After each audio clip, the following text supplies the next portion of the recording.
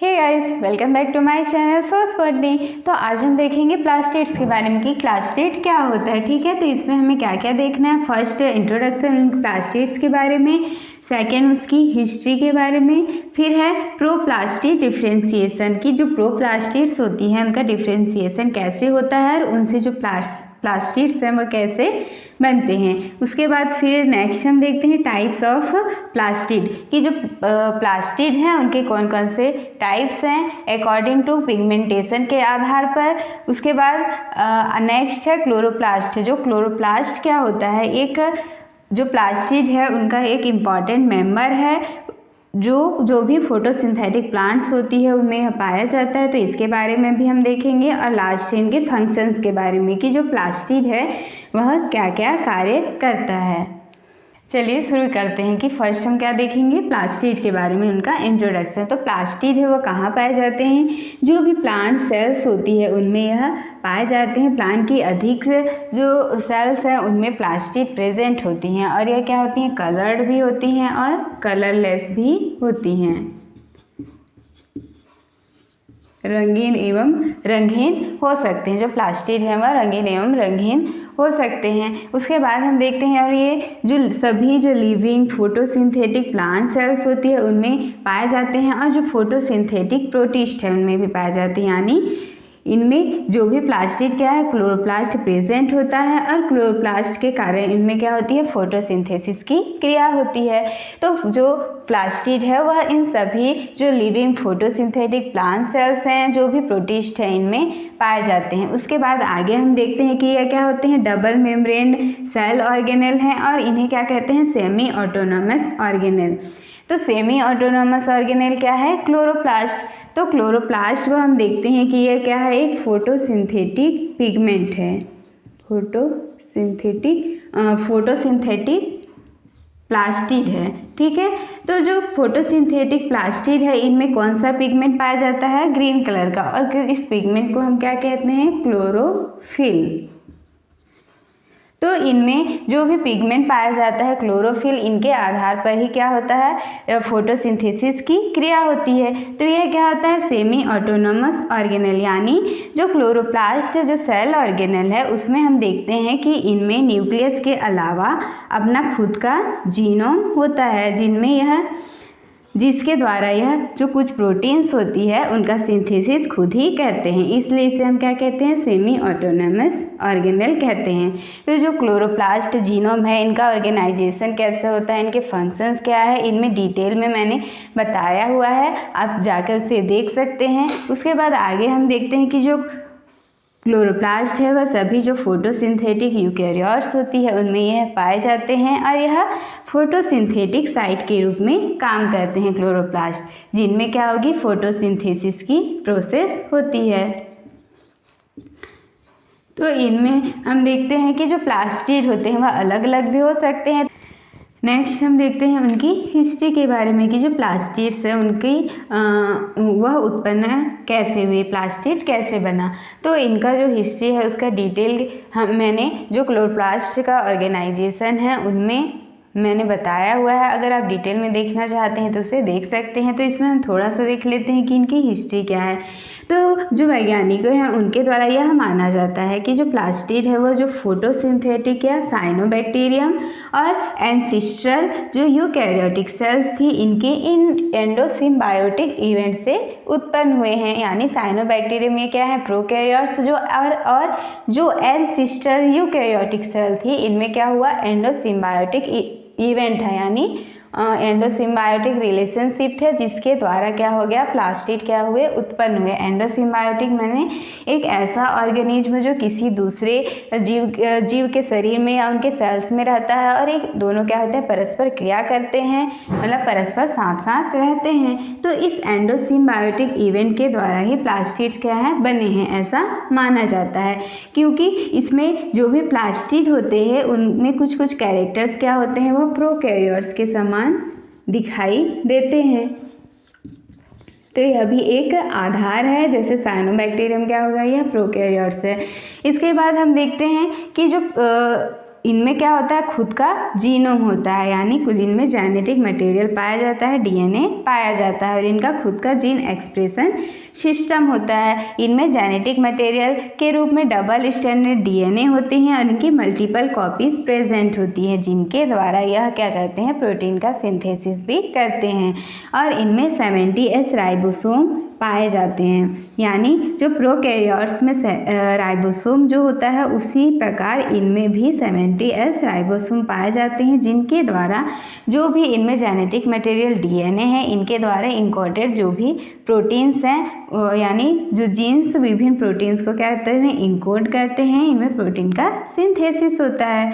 इसमें हम देखते हैं कि जब विकास हो रहा था तो उस दौरान क्या होता है कि जो अधिकांश जीन्स होते हैं वह कहाँ ट्रांसफ़र हो जाते हैं, न्यूक्लियस में ट्रांसफ़र हो जाते हैं। इनके जो अधिकांश जीन्स होती हैं वह क्या होती हैं, इंडोसिम्बायोटिक इवेंट के दौरान क्या होते हैं, न्यूक्लियस में ट्रांसफ़र हो जाती है, जिससे जो क्या होता है, जो अधिकांश जो प्लास्टिड प्रोटीन्स होता है, प्लास्टिड प्रोटीन वह क्या होता है, जो भी न्यूक्लियस के जीन होते हैं उनके द्वारा इनकोड किए जाते हैं और यह कहाँ सिंथेसाइज होगा, साइटोसोल में, साइटोसोल में सिंथेसाइज होता है। और इनके ट्रांसलेशन के बाद क्या होता है कि जो भी प्रोटीन्स बना होता है वह पुनः प्लास्टिड में इंपोर्ट कर दिया जाता है। ठीक है, उसके बाद अगर हम देखेंगे इनका साइज़ क्या होता है, जो प्लास्टिड डीएनए हैं इनकी जो साइज रेंज है वह हायर प्लांट्स में क्या होगी, 120 से लेकर 160 के बेस पेयर तक हो सकती है, जो भी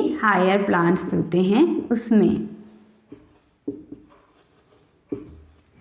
उसके बाद हम देखते हैं कि जो भी इनमें डीएनए प्रेजेंट होता है वो मोस्टली क्या होता है, सर्कुलर टाइप का होता है। तो यह हो गया उनकी हिस्ट्री के बारे में। ठीक है, नेक्स्ट हम देखते हैं प्रोप्लास्टिक डिफ्रेंशिएशन, यानी जो प्रोप्लास्टिड्स होती है उनसे अलग अलग जो विभिन्न टाइप के प्लास्टिड्स हैं वह कैसे उनमें बनते हैं, यानी रूपांतरित होते हैं, वो हम देखेंगे। तो जो सभी ऑर्गेनेल्स होती है उनके लिए एक सामूहिक शब्द के रूप में कि जो प्रोप्लास्टिड से अलग होता है उसे हम क्या कहते हैं, प्लास्टिड कहते हैं। ठीक है, तो सबसे पहले हम देखते हैं इसका जो डायग्राम है वो आपको स्क्रीन में दिखाया गया है, जो भी कलर डायग्राम है वो आप देख सकते हैं। फिर हम देखते हैं प्रोप्लास्टिड क्या होता है। ठीक है, तो जो प्रोप्लास्टिड होता है यह क्या होता है, स्मॉल होता है, स्मॉल वेसिकुलर और लेस डेवलप्ड सेल है,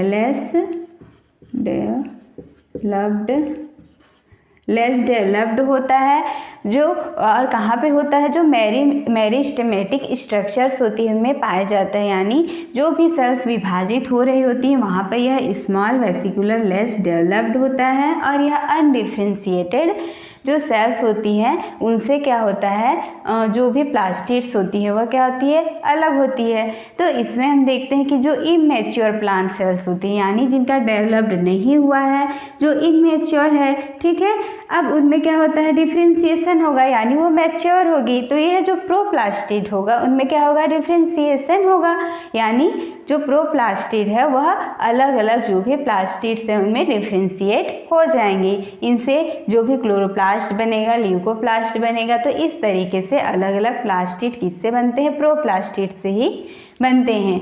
और यह कैसे बनते हैं कि जो भी सेल, जो स्पेशलाइज्ड सेल होती हैं, यानी जो भी स्पेशल सेल हैं उनकी नीड के अनुसार, यानी उनकी आवश्यकता के अनुसार ही क्या होते हैं, डेवलप्ड होती हैं और उनकी आवश्यकता के अनुसार ही डेवलप्ड होती हैं। और जो प्रकाश है उनकी उपलब्धता और जो प्रकाश एब्सेंट है, यानी उनके अनुपलब्धता के आधार पर ही यह अलग अलग जो प्लास्टिड्स में रूपांतरित हो सकते हैं। और यह जो पूरा प्रोसेस है वह क्या होता है, tissue and species specific event है, यानी जो अलग अलग स्पीसीज है यानी उनमें अलग अलग होता है, एक स्पेसिफिक प्रोसेस है। ठीक है, तो सबसे पहले हम देखते हैं प्रोप्लास्टिड। तो प्रोप्लास्टिड से क्या होता है, ल्यूकोप्लास्ट। तो ये जो टाइप्स ऑफ प्लास्टिड, यानी जो भी प्लास्टिड्स हैं उनको हम जनरली मोटे तौर पर अगर देखेंगे तो दो टू टाइप्स में डिवाइड कर सकते हैं, यानी उनकी पिगमेंटेशन के आधार पर। ठीक है, तो एक हो जाता है क्रोमोप्लास्ट, यानी ये क्या होता है, रंगीन होता है, और एक हो जाएगा ल्यूकोप्लास्ट, ये क्या होगा, वाइट होगा या कलरलेस होता है, यानी रंगीन होता है, कलरलेस होता है, साथ ही साथ यह नॉन पिगमेंटेड होता है। ठीक है, तो जो इमेच्योर प्लांट सेल्स होगी, अब वो क्या होगी, डेवलप्ड हो रही है, मैच्योर हो रही है। तो जो प्रोप्लास्टिड होता है उनका डिफ्रेंसिएशन होता है किसके आधार पर, जो भी स्पेशल सेल है उनकी आवश्यकता के आधार पर। तो इनमें क्या बनता है, ल्यूकोप्लास्ट। तो जो ल्यूकोप्लास्ट है वह नॉन पिगमेंटेड है और क्या है, कलरलेस है, रंगीन होता है।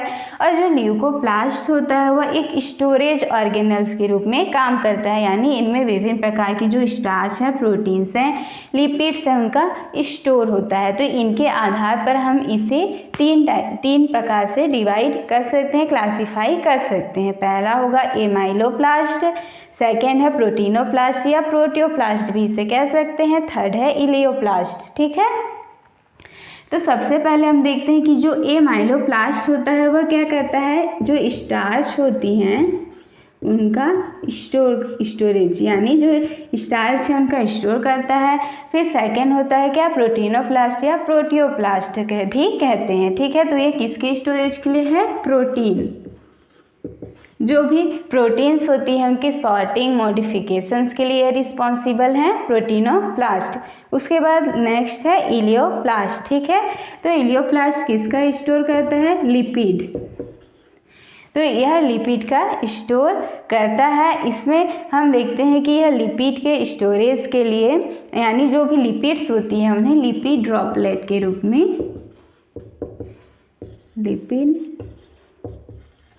लिपिड ड्रॉपलेट के रूप में स्टोर करता है। उसके बाद हम आगे देखते हैं कि जो प्रोप्लास्टिड है वह कलर्ड जो प्लास्टिड हैं उनमें भी चेंज हो सकता है। तो इनसे क्या क्या बनते हैं, क्लोरोप्लास्ट, और यह क्लोरोप्लास्ट क्या में चेंज हो सकता है, गेरेंटोप्लास्ट, क्रोमोप्लास्ट और फिनाइलोप्लास्ट। ठीक है, तो जो प्रोप्लास्टिड है अब उससे क्लोरोप्लास्ट का बनना क्या होता है, जो भी सूट एपिकल मेरिस्टेम है और एम्ब्रियोजेनेसिस है उसके दौरान होती है यह प्रोसेस। सूट एपिकल मेरिस्टेम यानी जो भी जड़ और तना के, अगर हम अग्र सिरे पे देखेंगे उनका जो अग्र सिरा होता है उनमें क्या होती है, मेरिस्टेमेटिक सेल्स होती हैं। और मेरिस्टेमेटिक सेल्स क्या है, जिनमें विभाजन की क्षमता होती है। या फिर एम्ब्रियोजेनेसिस के दौरान जो भी प्रोप्लास्टिड्स हैं उनसे क्या बनता है, क्लोरोप्लास्ट बनता है। और यह किसके आधार पर, जो इन्वायरमेंट स्टिमुलाई है और जो सेल टाइप के आधार पर यह इनमें डिवाइड हो सकते हैं। आगे हम देखते हैं कि जो भी इन्वायरमेंटल स्टिमुलाई है या सेल टाइप के आधार पर जो भी क्लोरोप्लास्ट होती है वह क्या क्या में डिवाइड हो सकती हैं, जैसे गेरेंटोप्लास्ट, क्रोमोप्लास्ट और फिनाइलोप्लास्ट। ठीक है, तो सबसे पहले हम देखते हैं कि जो क्लोरोप्लास्ट होती है, तो जो क्लोरोप्लास्ट क्या होती है, सेंसेशंस प्रोसेस या जीर्णता, यानी जीर्णता के दौरान या फिर स्ट्रेस कंडीशन में क्या होता है, जो क्लोरोप्लास्ट होता है वह गेरेंटोप्लास्ट में चेंज हो जाता है। कैसे होता है, तो स्ट्रेस कंडीशन में हम देखते हैं कि वह कंडीशन होती है जिसमें कोई भी एक्सटर्नल फैक्टर्स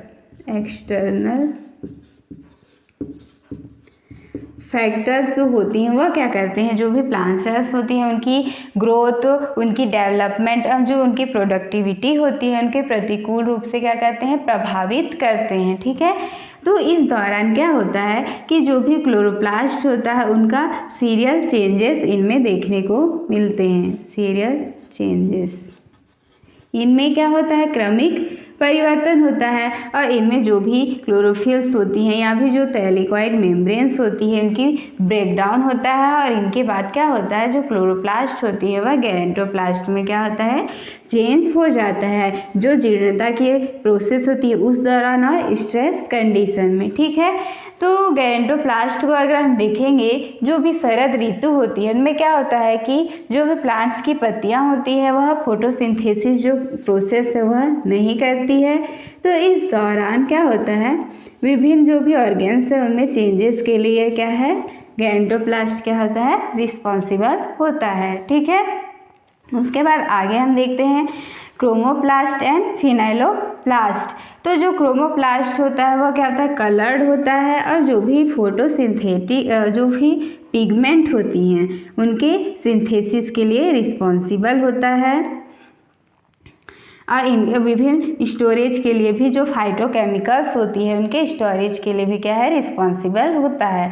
तो क्रोमोप्लास्ट क्या है, कलर्ड है। तो इसमें हम देखते हैं कि यह जो विभिन्न प्रकार के जो भी फल हैं, फूल हो गए, तो इन सब में ऑरेंज कलर, जो भी येलो कलर और रेड कलर, इन सब के लिए भी यह रिस्पॉन्सिबल होता है।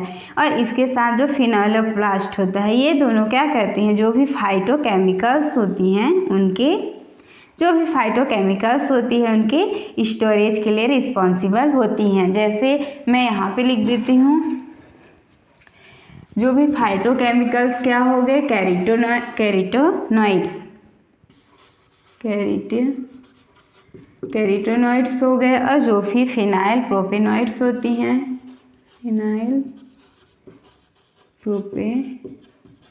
प्रोपेनॉइड्स होती हैं, इनके स्टोरेज के लिए क्या होती हैं, यह रिस्पॉन्सिबल होती हैं। जो भी विभिन्न प्रकार के फल फूल होती हैं और जो भी फल होती है उनमें इस रूप में यह कैरोटीनॉइड्स के रूप में स्टोर होते हैं।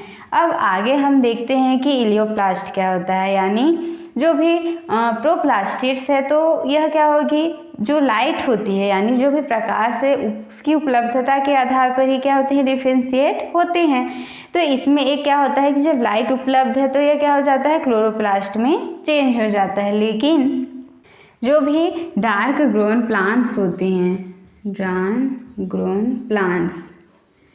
तो उनमें क्या होता है, डार्क ग्रोन प्लांट्स मतलब क्या, कि ऐसे पेड़ पौधे जिन्हें क्या होती है, जो भी कम प्रकाश तीव्रता और जो डार्क में ही क्या करते हैं, जो फोटोसिंथेसिस की दर क्या होती है, लो रेट में, यानी कम दर में ही यह क्या करते हैं, ग्रो करते हैं।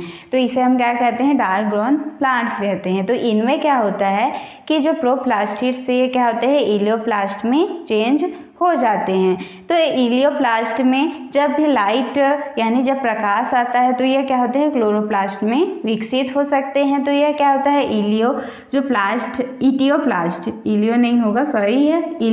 इटियोप्लास्ट है, इलियोप्लास्ट उधर हमने देखा था, इटियोप्लास्ट है। तो यह क्या होता है, प्रकाश जैसी उपलब्धता के आधार पर यह क्लोरोप्लास्ट में चेंज हो जाते हैं। तो इसे हम क्या कहते हैं, ट्रांजिशन स्टेट।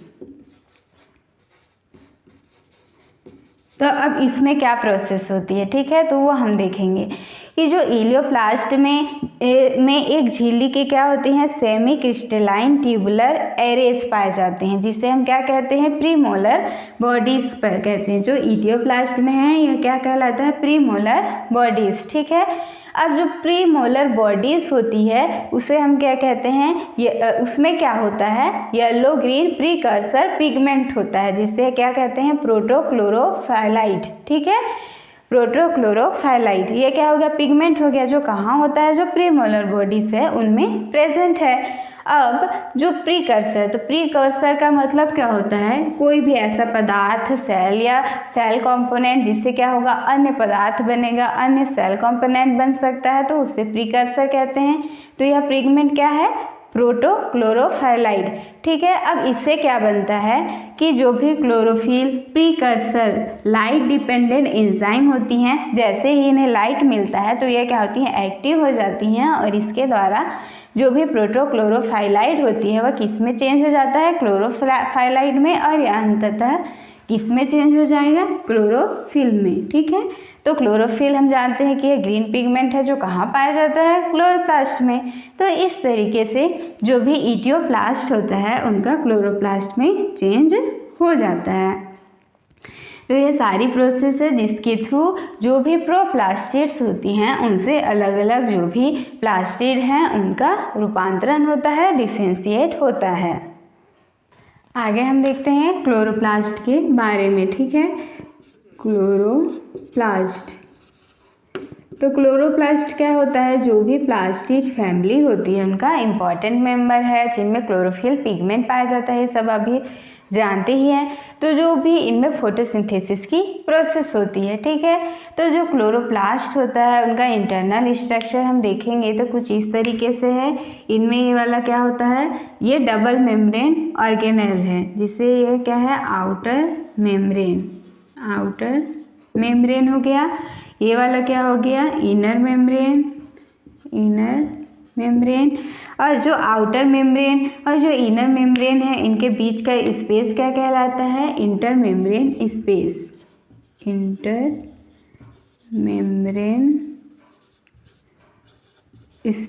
ठीक है। तो ये क्या है, सेमी ऑटोनोमस ऑर्गेनेल है, एक सेल ऑर्गेनेल है जिसमें दो डबल मेम्ब्रेन होती है, इनर मेम्ब्रेन, आउटर मेम्ब्रेन, और इनके मध्य का स्पेस इंटर मेम्ब्रेन स्पेस कहलाता है। इसके अलावा एक बात यह जानने की है कि इसमें क्या होता है, खुद का जीनोम पाया जाता है। जैसे अगर हम देखेंगे कि जनरली जो जेनेटिक मटेरियल होता है वह कहाँ होता है, न्यूक्लियस में प्रेजेंट होता है, लेकिन इसके अलावा भी जो क्लोरोप्लास्ट है और माइटोकॉन्ड्रिया एक ऐसे सेल ऑर्गेनेल है जिनमें जेनेटिक मटेरियल पाया जाता है, उनका खुद का जीनोम होता है, जीन एक्सप्रेशन सिस्टम होता है, ठीक है। तो जो क्लोरोप्लास्ट होते हैं वो सभी जो भी फोटोसिंथेटिक जो भी प्लांट्स होती है उनमें पाया जाता है, या जो एनिमल सेल है उनमें क्या है, एब्सेंट होती हैं, ठीक है। तो जो क्लोरोप्लास्ट है उनका इंटरनल स्ट्रक्चर हम देखेंगे तो कुछ इस तरीके से है। अब इसमें हम देखेंगे कि यह एक फ्लूइड से भरा हुआ होता है, जिसे हम क्या कहते हैं, स्ट्रोमा कहते हैं। यानी यहाँ एक फ्लूइड से फिलअप होता है, यह पूरा रीजन जो क्या है, फ्लूइड से भरा हुआ होता है, जिसे हम क्या कहते हैं, स्ट्रोमा, ठीक है। यह क्या हो गया, स्ट्रोमा। अब जो स्ट्रोमा है उसके अंदर क्या होता है, विभिन्न जो भी स्टैक्ड सेक्स होती हैं इनका एक कॉम्प्लेक्स नेटवर्क होता है, जिसे हम क्या कहते हैं, ग्रेनम कहते हैं। यानी जो भी सेक्स इस तरीके से हैं उनका एक ढेर होता है, यह पूरा क्या कहलाता है, ग्रेनम कहलाता है। और यह इनका पूरा एक कॉम्प्लेक्स इस तरीके से आप डायग्राम में देख सकते हैं, इनका नेटवर्क कहाँ होगा, स्ट्रोमा में पाया जाता है, ठीक है।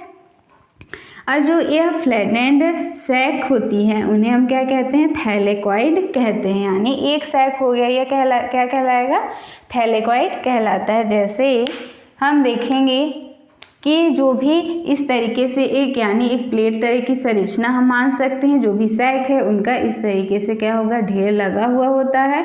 तो जो एक सैक है वह क्या कहलाएगा, थैलेकॉइड कहलाएगा, और यह पूरा क्या कहलाता है, ग्रेनम कहलाता है। अब जो थैलेकॉइड होता है उसमें भी क्या पाया जाता है, एक फ्लूइड होता है जिससे हम क्या कहते हैं, थैलेकॉइड ल्यूमेन, ठीक है। जैसे अगर हम इसका डिटेल स्ट्रक्चर देखेंगे तो ये क्या है, ग्रेना थैलेकॉइड्स है, यानी इस तरीके से इनका थैलेकॉइड है।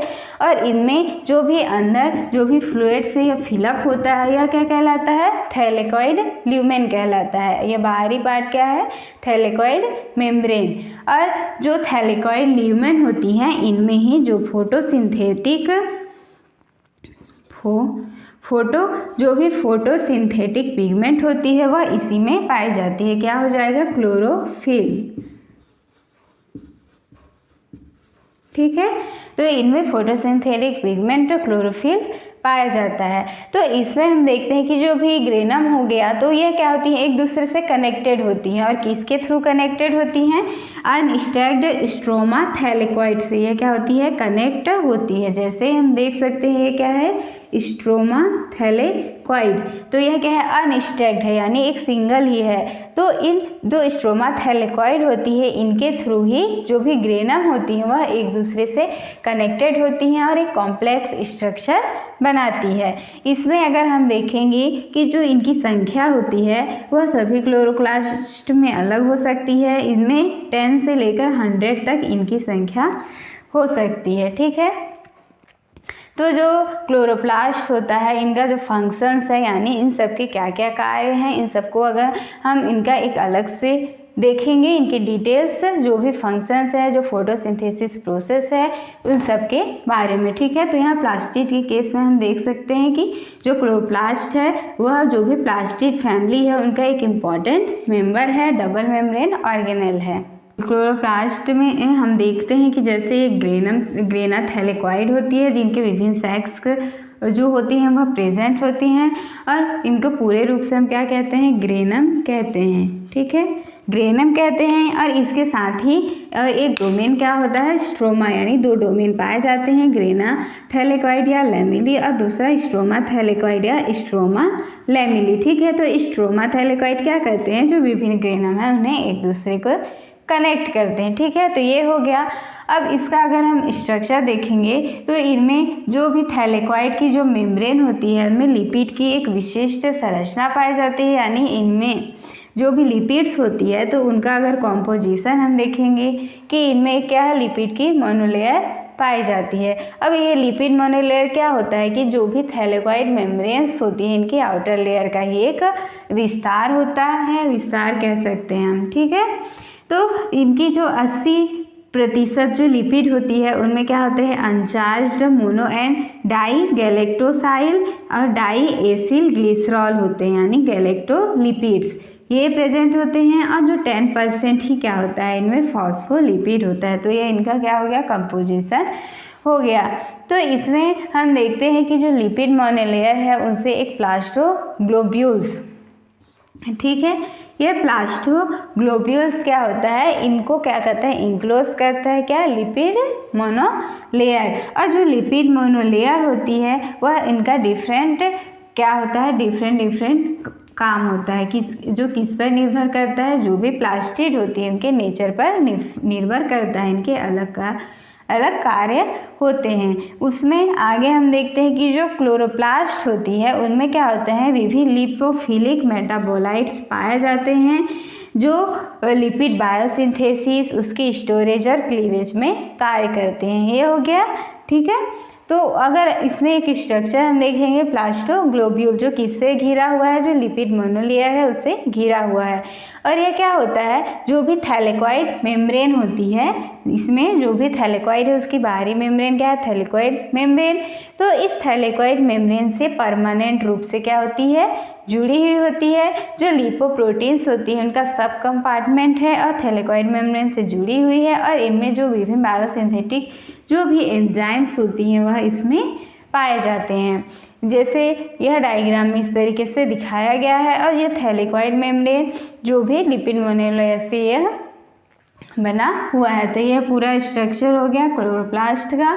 लास्ट हम देखते हैं उनके फंक्शंस के बारे में। ठीक है, तो जो प्रोप्लास्टिड्स थे उनके डिफ्रेंशिएशन के समय ही हमने ये सब देख लिया था। तो फिर हम देखते हैं कि क्या है क्रोमोप्लास्ट। तो क्रोमोप्लास्ट क्या है, कलर्ड प्लास्टिड है, और यह इनमें क्या स्टोर होता है, जो कैरोटेनॉइड्स होती है यह क्या कहते हैं, यहाँ स्टोरेज के लिए रिस्पॉन्सिबल होता है। साथ साथ जो पिगमेंट है, सिंथेसिस है, उनके लिए भी क्या है, रिस्पॉन्सिबल है। ठीक है, तो जो कैरोटेनॉइड्स पिगमेंट होती है यह विभिन्न जो पत्तियाँ होती है, फल है, फूल है, इन सब में अलग अलग कलर्स के लिए रिस्पॉन्सिबल है। जैसे हो गया yellow colour, red and orange. तो ये सब क्या होंगी, जो विभिन्न फ्रूट्स होती हैं, वेजिटेबल्स होती हैं, इनमें ये प्रेजेंट होती हैं। उसके बाद नेक्स्ट हम देखते हैं क्लोरोप्लास्ट। तो क्लोरोप्लास्ट का आप सभी जानते ही हैं कि ये क्या है, इनमें फोटोसिंथेटिक पिगमेंट होता है क्लोरोफिल, जिसकी सहायता से जो भी फोटोसिंथेसिस है उनकी प्रोसेस होती है, और यह क्या एक फोटोसिंथेटिक साइट के रूप में काम करते हैं। और क्लोरोप्लास्ट केवल किस में होंगे, जो भी प्लांट सेल्स होती हैं उनमें प्रेजेंट होती हैं। ठीक है, उसके बाद आगे हम देखते हैं क्या होगा, ल्यूकोप्लास्ट। अब जो ल्यूकोप्लास्ट होता है ये कहाँ होता है, जो भी नॉन फोटोसिंथेटिक पार्ट होता है। तो जो भी प्लांट का नॉन फोटोसिंथेटिक पार्ट क्या हो गया, जैसे रूट। ठीक है, तो ये रूट्स में क्या होते हैं, पाए जाते हैं। और ल्यूकोप्लास्ट क्या है, कलरलेस होते हैं, कोई भी इनका कलर नहीं होता है। और इसे हम अलग अलग क्लासिफाई कर सकते हैं, जैसे क्या एमाइलोप्लास्ट में, प्रोटीनोप्लास्ट में, इलियोप्लास्ट में। तो इस तरीके से यह जो प्रोटीन्स हैं, स्टार्च हैं, लिपिड हैं, उनके स्टोरेज के लिए रिस्पॉन्सिबल है। और उनमें जो प्रोटीन्स का सॉर्टिंग है, मॉडिफाइंग है, इन सब के लिए भी यह क्या है, रिस्पॉन्सिबल होती हैं, जो उनका प्रोटीनोप्लास्ट होता है उसमें। ठीक है, उसमें एक और टर्म हम देख लेते हैं, क्रोमेटोफोर्स क्या होता है। तो प्लास्टिड्स में अगर हम देखेंगे कि क्रोमेटोफोर्स क्या है, तो जो क्रोमेटोफोर्स है ये क्या है, जो भी जो प्रोकैरियोटिक फोटोसिंथेटिक बैक्टीरिया होती हैं उनमें ये पाए जाते हैं, यानी इनका एक फोटोसिंथेटिक ऑर्गेनेल होता है जिसे हम क्या कहते हैं, क्रोमेटोफोर्स कहते हैं। ठीक है, तो ये पूरे हो गए प्लास्टिड्स के बारे में, उनका डिफ्रेंसिएशन कैसा होता है, उनका हिस्ट्री, उनके फंक्शन, इन सब के बारे में। ठीक है, तो नेक्स्ट वीडियो हम देखेंगे कि जो प्लास्टिड्स हैं उनसे रिलेटेड एमसीक्यू, यानी इनसे कौन कौन से क्वेश्चंस बन सकते हैं और कौन कौन से क्वेश्चंस आए हुए हैं। ठीक है, तो इनका जो प्लास्टिड्स है तो इनका नोट्स आपको मिल जाएगा, इसका जो लिंक है वह डिस्क्रिप्शन में दिया हुआ है, आप वहां से जाकर डाउनलोड कर सकते हैं। ठीक है, और आपको अगर यह वीडियो अच्छा लगा होगा, पसंद आया होगा, तो प्लीज़ वीडियो को लाइक कर दीजिएगा और मेरे चैनल को सब्सक्राइब कर दीजिएगा। और अगर आपको इस टॉपिक से रिलेटेड कोई भी दिक्कत है तो आप कमेंट में ज़रूर बताएं। Thanks for watching.